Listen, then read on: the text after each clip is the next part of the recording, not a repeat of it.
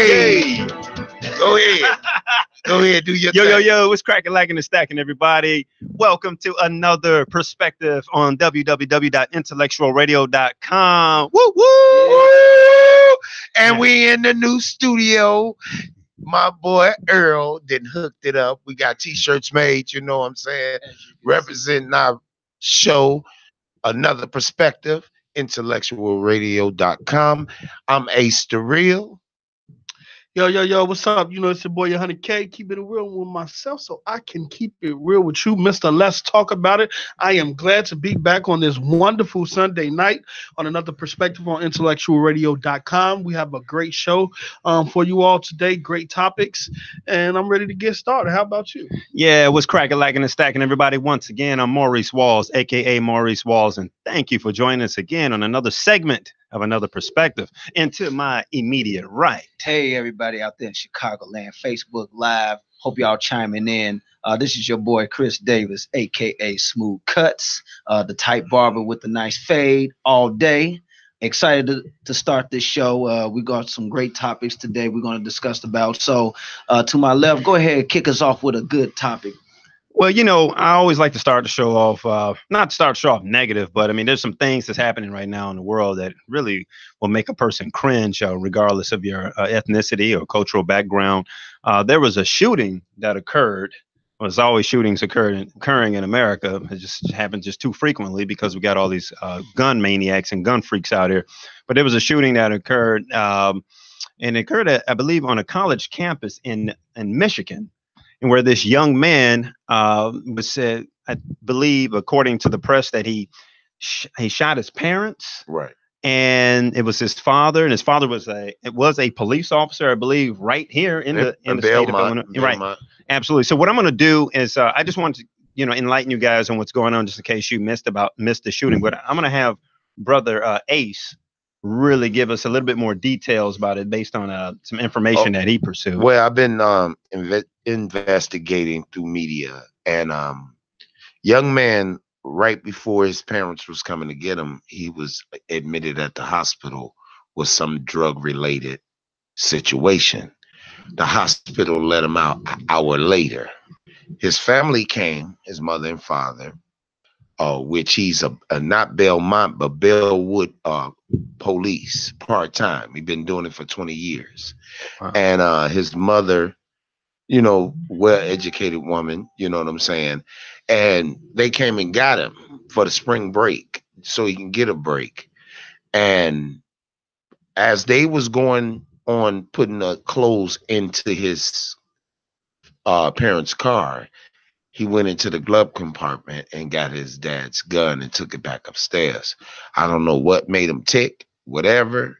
I know, his parents is dead, and all of a sudden he was missing for a minute. Somebody got on the train and saw him walking down where the train tracks be, Wow. And he was just walking. So, my thing is, you got to invest. Now, this, I want to see how the media treat this, because if that, now you're looking at 2 shootings at a university, how they playing it with the young man that shot the 17 people versus this young brother that shot his parents, which killing anybody is wrong, period. .com. My heart goes out to all the families that lost loved ones, especially myself. I lost one. So I know how that can cave in your chest. But my synopsis of it, I want to know, I want to see how they're going to carry this young brother on his mental state. Was it because, they charged him with 2 counts of first-degree murder.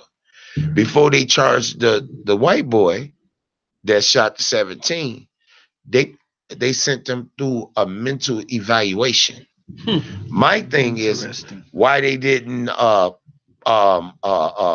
put this young brother or announce that they was going to put him on to evaluate his brain, or what was his mental. I mean, what race we doing with? Now, that brother was black. The one that killed his parents? Yes. They're not going to put him in the mental evaluation. They're going to lock him up. Absolutely. This is where white privilege will intervene in the situation.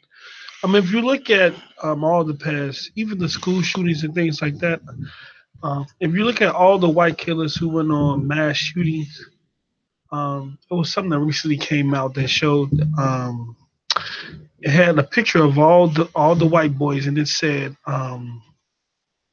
someone needs help, fatherless, of them being fatherless and things like that, being the issue why mentally they weren't stable. Um, well, for years they've been telling us that blacks are the number one statistic wise as far as having a lack of father in the home. Well, some statistics that just came out that says the black father is more likelier than any other race to spend more time with his child Yes, I read that. than any other race or culture. Yes, So That's interesting. this stigma that that's true. um, when it comes to blacks being fatherless and when things happen, that's not an issue. It's that we're animals, we're crazy, we're thugs. But when these mass murderers go on shootings and killing 17, 9 people, however many people you want, they was mentally disabled or unstable, or that they need help and they're fatherless. I don't understand this, and you're gonna see the difference between how this black child gets approached in regards to the judicial system, opposed to the couple of guys that just went on the mass shooting. I guarantee you. And that brings up a really good, interesting topic right there alone. That actually segues into something else because I think what we mentioned on during the last show, right before we got a chance to get into this particular show, was like we were talking about how the United States has this, or the world in general, just has this stigma attached to black men, and the stigma that's attached to black men is that we're aggressive and that our women are just really feisty and always angry and barbaric and stuff like this. And the interesting thing about it is, if black men are so aggressive and our black women are so feisty, then where are all the black mass shooters? Right. That's a good question. Where? That is a good question. For you got the snipers that happen in DC. DC Remember that? snipers. So the DC snipers, whatever happened to them, you really don't see black assassins that goes around murdering people on a daily basis. You don't see of our kind because number one, we know common sense. Some of us do, and some of us don't. And then you have to realize is that again, what Kareem was mentioning about the fathers that's being there for their child. So that is very important as us fathers to be more supportive to our children. Yeah. That's basically what is missed the point.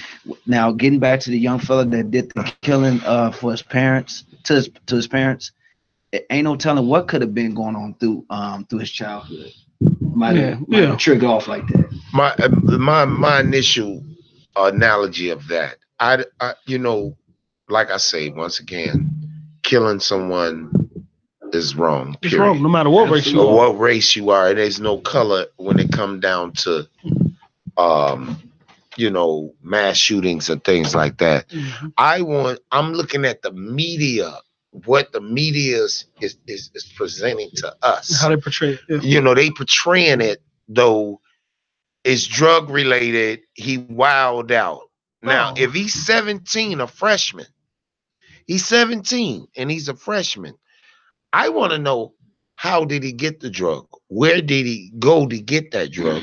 Who actually introduced him to that drug? In regards to it being drug related, I say he was selling drugs or taking drugs. He was taking it. Because he went to the hospital. Evidently, he was whacking out. Mm-hmm.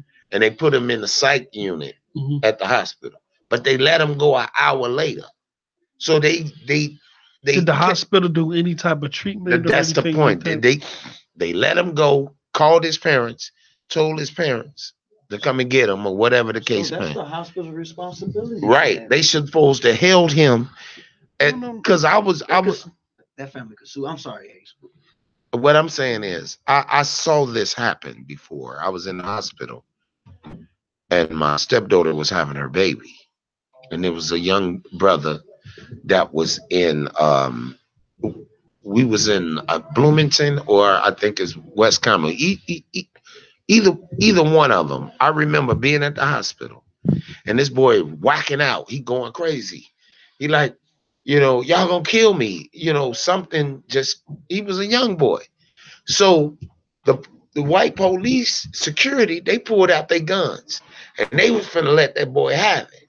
I mean, they finna lay him down. I jumped in front of the police. Hold on, man, y'all ain't gonna shoot that boy like that. I got it. Just hold on. Just move back. I got a little man. Slow down. Hold on. And what I did, I had to take him down so they can give him a shot to calm him down, because evidently he had some type of mental breakdown. He ain't never been alone. He in this big town, big college. He's seeing all these people. He was a mama's boy. You see what I'm saying? And that goes into, yes, you're supposed to have these fathers in these little boys' lives so they can know the difference of what's going on. They skin is thick. They getting acclimated to people. See, you just don't sign them up to college and just send them off. You got to take a week or two and y'all go tour it, you and him or the family, whatever. Tour, this is what's going on. And at the same time, you're supposed to be letting them know, hey, son, now you on your own. If I'm a child, right, or a young teenager, and I've just took some drugs that was detrimental to my body, that's got me in an unstable state of mind, and I find my way to a hospital, one that shows sign that I have some type of consciousness to understand the predicament I'm in if I'm going to the hospital. So that lets me know that I'm going there because I need help. Two, if I'm in the hospital, and you see this child coming in, you see him wigging out and doing different things, you expect him to, one, find what type of substance did he take, what state of mind he's in, is he a danger to himself, is he a danger to society? And in that case, if you figure out that those two things are happening, then as they did, you put him in the psych ward, but you keep him there and you call his parents and you don't release him until the parents come and make a decision where to say, okay, we're going to keep him until we can get him in a stable, where he's more conscious than he is, unstable, and we can figure out what's going on. Then releasing him in that mental state was probably the cause of this happening. You know what I'm saying? So the hospital does play a role in it, as Chris was saying. If so, the parents can sue the hospital. Yes. And see, that also brings up a really good point. And one of the points I just want to touch base on is that every time these crimes happen, you can see the disparity, the racial disparity to how the media projects this. The media is always going to say that a white criminal or white mass shooter is mentally challenged, and the black criminal is aggressive or angry, or just has a vexation in his spirit. But here's the thing about it. African Americans have been subjected to mental illness for a long time, especially after being subjected to 250 years of slavery in this country. You don't think that black people will not have suffered from having mental illness due to all of the psychological and physical torment that they went through during human chattel slavery? We're talking about the greatest atrocity perpetrated in the history of mankind, other than the Holocaust, the Jewish Holocaust. But the difference between the Jewish Holocaust and our Holocaust is theirs was filmed, ours wasn't. Absolutely. Yeah. I'd like to point out to that. When it comes to when the police seized the suspect, even the one that happened in Florida, it was the case of how they seized the young fella. They did it in a calmly way. But if you're trying to seize a black person, they damn near want to kill the guy. Yes. They get very aggressive. You notice, if you look at it on the social media, or if they post it on CNN, privileged. it's a lot of privilege. As Brother H was saying, it's a lot of privilege because they can get away with anything. You mean to tell me that the other white guy that did the murder out there in the church that killed 9 people, what they do? Took him to Burger King. Yeah, took him to Burger King. Come on now. We ain't trying to go to But if it was a black brother that did that same thing, they'd be trying to kill him, beat him down, dismantle his face. Right. So when he go in front of the judge, they got to put a mask on. Which happens the same way that happened with Louisiana. The guy was selling CDs just to provide for his family. Right. They killed him on the spot. Right on the spot. Tackled him. It's a different admiration about that. It's a ongoing where they publicize discrimination. It's just like the officer just came out who was telling his other police officers to shoot black people on sight. I mean, that's the type of mentality. And he was fired too, right? Yeah, but he come from L.A. He come from. But this is a culture, though. It's applied no matter what city you come from. This is when you look at the police, they are a fraternal order. Yes. And so what that means is that you're not just getting a job, but you're getting sworn in. And what they're sworn into may be different than the Constitution or anything that we are sworn by. They ask yourself that. Yes. What do they pledge to? The blue. What type of creed that they pledge to? Because it has nothing to do with the Constitution. Now, you hit that right on the head about that, bro. You understand? So you understand. You understand. And look at this. Yeah, that's a good point. We are the people who pay taxes, right? Absolutely. We pretty much fund and pay for police officers. Right, it's coming out of our pockets. We have no say so in who get hired or who get fired. Right. There's no public board as far as the people goes who can have a say so in regards to the hiring or the firing or any different issues that may go on that may be defile the public or other races or anything. There's no public panel to in place to talk against it, to try to have some type of seniority or power over it. If I'm paying for someone to protect me and I feel as though I'm not being protected and I'm paying you to do so, then I should have some type of say so in who gets hired, who gets fired, in regards to different situations that may go on. I should have say so.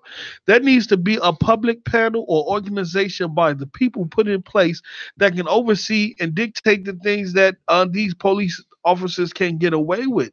If that case, don't take no money out of my taxes to pay a police salary. Absolutely. You know what I'm saying? That's and I thought that was the job of the Department of Justice. Right. But obviously it's not. Well, brother, hey guys, for guys chiming in, thank you for chiming in. This is www.intellectualradio.com, another perspective.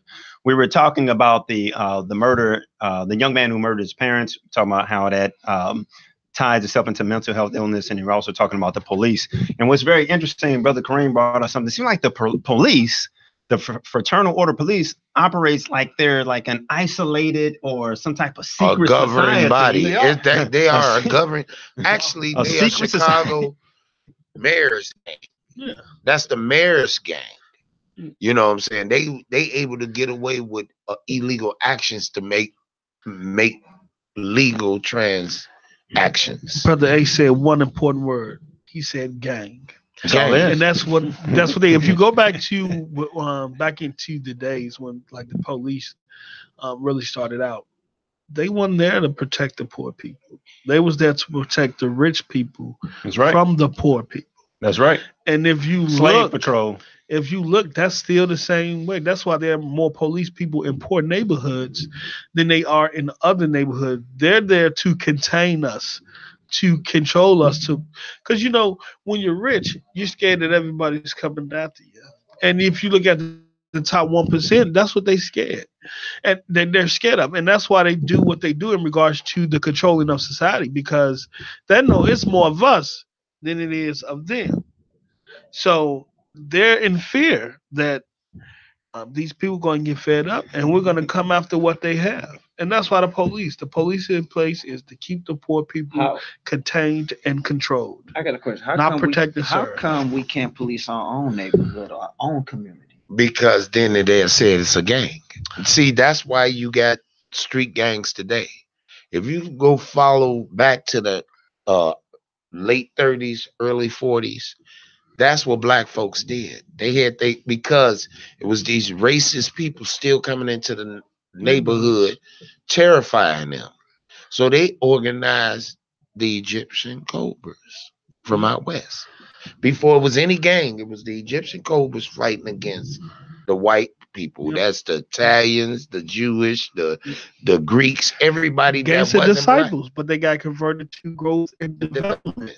These are gangs that turn into organizations, and that's what happens. Gangs soon become organizations, and whenever you get to a point where you have regions, governments, you have boards and things like that, you are now official and an organization.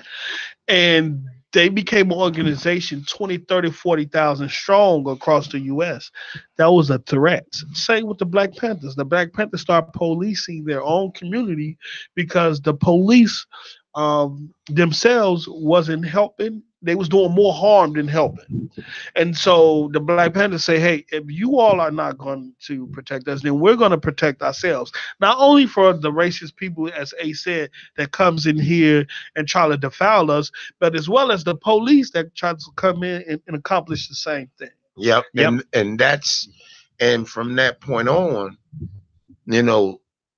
police, I'm not trying to sound racist, but white folks actually got a fear of us, and it's hereditary because they was taught not to trust us. We evil, we heartless, we this and that and the third. But at the same time, we built your country. You got us from our rich country where we could have been kings and queens.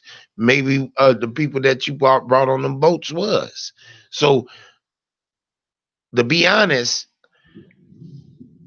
police, the government itself, they're racist. They're discriminative. We got a president that's just saying he might as well just say nigga.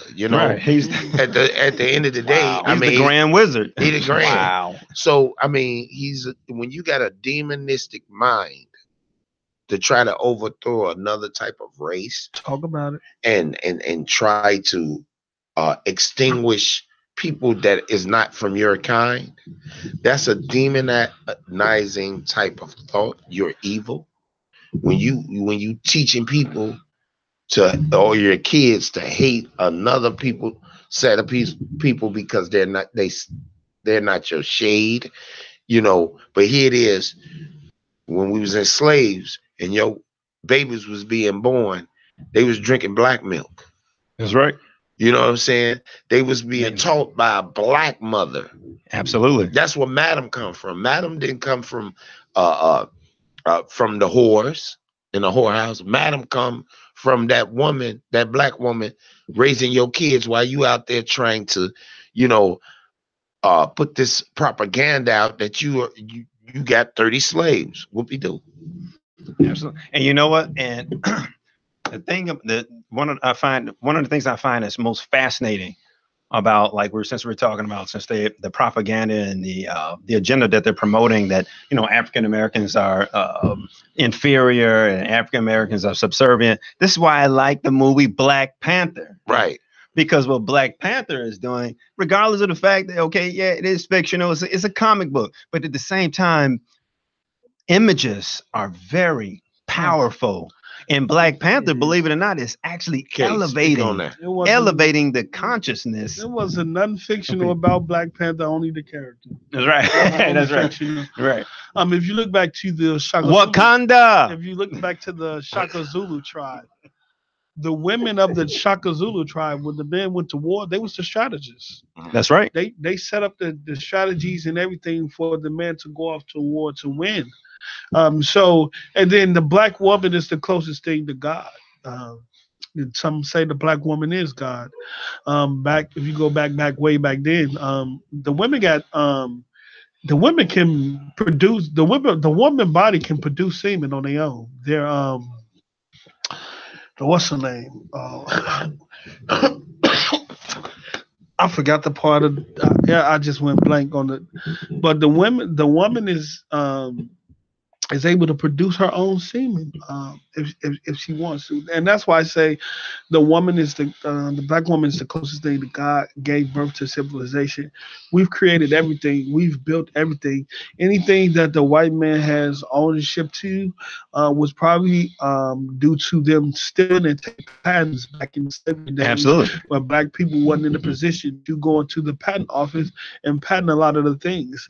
And so you Hijack. see, even with the guy who supposed Thomas Edison, he with creating DC current and all that stuff, but he had a black assistant who was doing majority of the work. Right. And Created the page for the ball. What about Henry Ford? Yeah, it was a The black list goes company. on. Black company way before Henry Ford that had the first car. Yeah. Um, George Washington Carver. Even the He was airplanes. George They weren't Washington. invented by the Wright brothers. He just invented the engine. George Washington Carver was the brother who actually gave Henry Ford the idea of building a plant, because Henry Ford would visit him in his agricultural laboratory, and he said, "Hey man, this is how you build a plant for mass production." And Henry Ford said, "Okay, then we're going to take this idea and apply it to cars." So that was he got that from George Washington Carver. So in today's, you have to go to find out who you are. Like even when he was saying about coming over from Africa, we was already here. We are indigenous to this continent, not only this continent, but South America too. The mayor, Romney, signed a paper on Moors, indigenous Moors.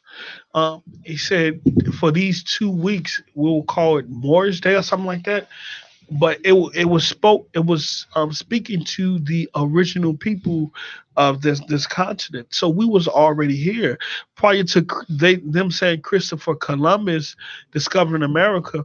We was traveling from Africa to America 10 to 20,000 years prior to. Every continent on this planet got pyramids, and the same. That's just like the pyramids in Africa and in Egypt, which is Kemet. The Kemet, the word I like to call it Kemet because Egypt is like a Euro or not Greek. a Euro, but a Greek term. Kemet stand for Land of the darks. Land of the darks. That's you know right. what I'm saying? So that's why they changed it. Even if you go back to Kemet, the same way those pyramids and those monumental pieces you see there, the same building blocks was applied to all of the historical sites on each continent around the world. So the same people who built them in Kemet built them on these other continents. Now it's something about us that they know. Oh, they know this. That they We're know. gifted. They know more about us. Excuse me. And- than and we they know. studied and they're us. using it. Yeah. And you know what? And see, that's the thing. They know we powerful. They know we're smarter than smart. That, and what they try to do, when I say they, the people that's against us, period. What they try to do is keep us in the dark, keep us uneducated, keep us warring with each other. You know what I'm saying? It's a systematic system. If we not killing ourselves, they helping us kill ourselves through every product, drug and sales that it is on the planet. If it ain't going through the FDA, it's going through the street value. If it ain't going through the street value, it's going through the food administration. Who get this? How could I say it? We'll get the lesser fresh food. You know what that crumbs. does? In the crumbs. You know what that does? It keeps us on a low frequency. And whenever you're operating on a lower frequency, you're more prone to health issues and everything. The top 1%, or the people who really control and manipulate this world, it's not so much done with money. is because they have access to knowledge that allow them to operate on a higher frequency. Once you operate on a higher frequency at a higher consciousness, you can reach different planes, different dimensions, different realities. I don't want to go too deep, but as long as you got access to those higher frequencies and those higher planes of consciousness, you can control and manipulate the world. It's not just about the trillions of dollars. It's about controlling the higher frequencies and things like that. And so for us, it's just like being in on a field trip where you're camping, as opposed to being in the city. Now, you know, when you're amongst nature, it's peaceful. You're at peace. Your mind is at peace. But when you get back to the city, it's noisy. It's cluttered. You feel all this different type of energy. It's kind of like a spiritual vibe. Yeah, it just takes away from you. Right.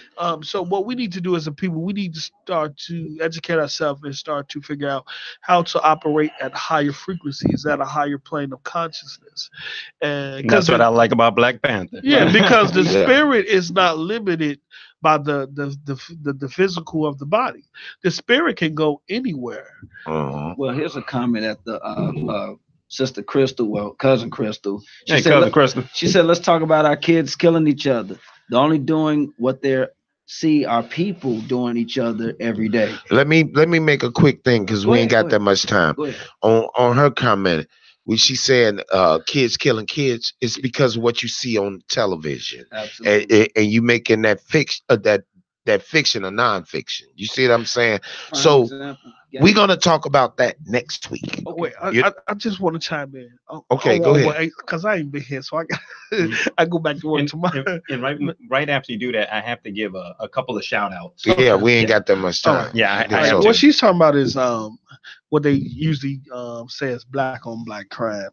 Black on black crime doesn't exist. We got to stop using that black on black. 84% of white males are killed by white males. Very true. So is it white on white crime? So we got to stop using that term. When you in a community, of course it's going to look like you're killing each other because that's all you're around is each other. Who else you going to shoot? All right, all right. Keep go ahead. Okay. I just want to what we're talking about, guys, we want you guys to chime in. Feel free to leave some comments. I want to give a couple shout outs real quick to some local up and coming African American writers and producers. 30 seconds. All right. There's a sister by the name of Carla Monet. She has a great show that's coming out. The name of the show is called One's a Headache, Two's a Company, Three's a Crowd. It's going to be featured April 7th through the 8th. And it's going to be at 250 East 111th Street, Gwendolyn Brooks. So please go to see this wonderful play and get your theater on. It's going to be a great play. Facts. And I'm Ace the Real, IntellectualRadio.com. Another perspective. I'm 100K. Mr. Let's Talk About It. Vote for my man, William Calloway. That's right. Maurice Walls, a.k.a. Maurice Walls. And I'm Chris Davis, a.k.a. Smooth Cuts. And you're tuning in on Another Perspective. I want to say peace and love. Thank you for chiming in. Thank you for chiming in. At the bottom,